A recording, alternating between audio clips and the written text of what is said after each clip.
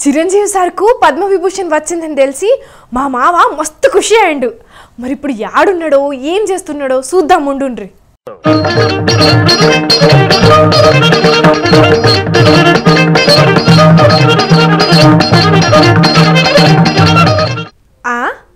Chiranjeevi sir తనకి పోతా అన్నాడు మా మామ. ఆయనను విలువ పోతే గీనెవలో కానొస్తున్నాడు. ఎవలబ్బా ఇంతకు? కొంపదీసి మా మామ అయితే కాదు కదా. మామా, వామ్మో వామ్మో, మా మామనే. ఓ మామా, ఓ మామా.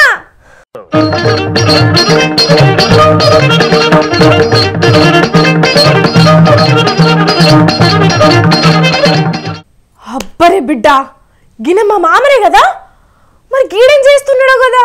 ఓ మామా, అచ్చ జీతం సరిపోతలేదని పూల దుకాణం పెట్టుకున్నావానే. ఎంత కష్టం వచ్చిందే నీకు. కష్టం వచ్చింది అనుకుంటున్నా కంట్లో ఓడుతున్నావు నువ్వు.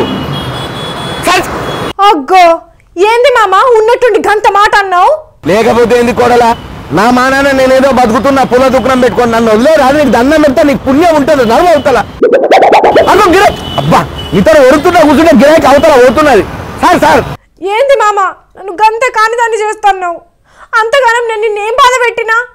అమ్మ మానటి నీ యాక్టింగ్ రోజు చూస్తూనే ఉన్నాను కానీ నడవమ్మా, నువ్వు అవతల కాలిపిల్లి. నా టైం ఖరాబ్ చేయకు, నేను వేరే పనులున్నా.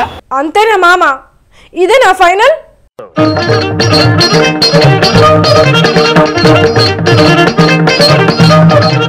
అదో లేకపోతే ఏందమ్మా, నా మానాన్ని నేనేదో పూల దుకాణం పెట్టుకొని ఏదో బిజినెస్ చేసుకుంటుంటే ఇప్పుడు నా కాడికి వచ్చి నా ఫోటోలు తీసి వీడియోలు తీసి సార్ చూపించి నా కొలువు తీసుకుంటావా నువ్వు? ఇదే నేను మామకి ఇచ్చే రెస్పెక్ట్. సార్ అయ్యో మామషి, మరి గంత అధ్వానం ఉంటాడు ఎక్కడన్నా? అయినా నేను గంత గయ్యాలదా అన్నా మామ? చెప్పు. ఏదో నువ్వు కానుస్తలేవని, నిన్ను చూడాలని, నీతో 2 ముక్కలు మాట్లాడాలని వస్తే నన్ను గంత మాట అంటావా? సరే, మళ్ళా నేను నిన్ను పిలువను, నీకు మళ్ళీ నేను కనపడను, పో. అగ్గో కూడా గంత మాట్లాడకు. అమ్మో, నువ్వే నాతో మాట్లాడకపోతే నేను రోజు ఎవరికి వార్తలు చెప్పాలి? ఎట్లా కదా. సరే, ఏం మనసులో పెట్టుకోకు. నేను చెప్పిన మాటలన్నీ వెనకకు తీసుకుంటున్నాను. సారీ. సరే ఇక తీ మామ, మళ్ళా మనకు గియన్ని ఎందుకు గాని. ఇంతకు నువ్వు వాడెందుకున్నావో అది చెప్పు మోదాలు.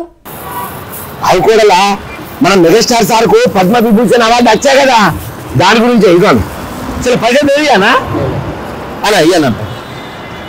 అవును మామ, సారు కూడా మస్తు సంతోషపడుతున్నాడు. అయినా చిరంజీవి సారు నిజంగా స్వయం కృషితోని పైకొచ్చినోడు. ఆయనను చూసి ఆదర్శంగా తీసుకొని ఈ సినిమాలకు వచ్చి స్టార్ లైన్ వాళ్ళు కూడా ఎందరో ఉన్నారు. అవి కూడా ఎదిగే కొద్ది ఎదిగి ఉన్నామనే డైలాగు మన చిరంజీవి సార్ చూసే పుట్టిందేమో అనిపిస్తుంది. నిజంగా సార్ మాట్లాడుకుంటా, నిజానికి నాకు ఈరోజు పద్మవిభూషణ్ అవార్డు రావటం చాలా సంతోషంగా ఉంది. నిజానికి ఈ అవార్డు చూసుకుంటే నాకు ఎంతో ప్రేమ, అభిమానాలు, ఆప్యాయతలు వచ్చినటువంటి నా ఫ్యాన్స్ ఇచ్చిన ప్రోత్సాహం. నేను ఈరోజు ఏమీ లేకుండా ఇండస్ట్రీకి వచ్చి ఈరోజు ఇంత గొప్ప స్థాయిలో ఉన్నానంటే దానికి పూర్తిగా నా ఫ్యాన్సే కారణం, ప్రేక్షక దేవుళ్ళే కారణం అని చెప్పి చాలా సింపుల్గా చెప్తున్నాడు.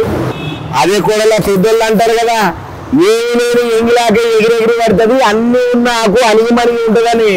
ఇదైతే బరాబరి చిరంజీవి సార్కు సూట్ అవుతుంది.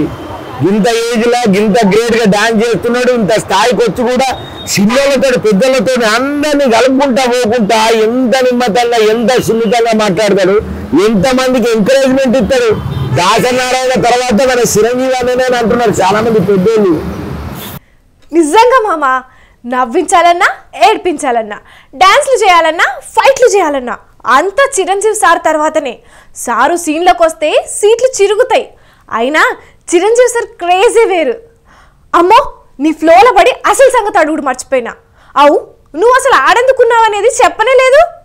ఏమున్నది కూడా, ఇగో ఈ దారి చూసినావా, అది చిరంజీవి సార్ ఇంటికి పోయే దారి. పోతే అవి కూడా మరి చిరంజీవి సార్ గడవనిక పోయేటోళ్ళు ఉత్తసేపుతారు. దారి మన లెక్క పేరు బొకే తీసుకొని పోతారు. అయితే అలా అయితే అంటావు, నీకు అర్థమవుతున్నదా? చిరంజీవి సార్ విషయం చెప్పనిక ఈ దారి పట్టి పోయేటోళ్ళు ఉత్తసేపుతారు పోతారు.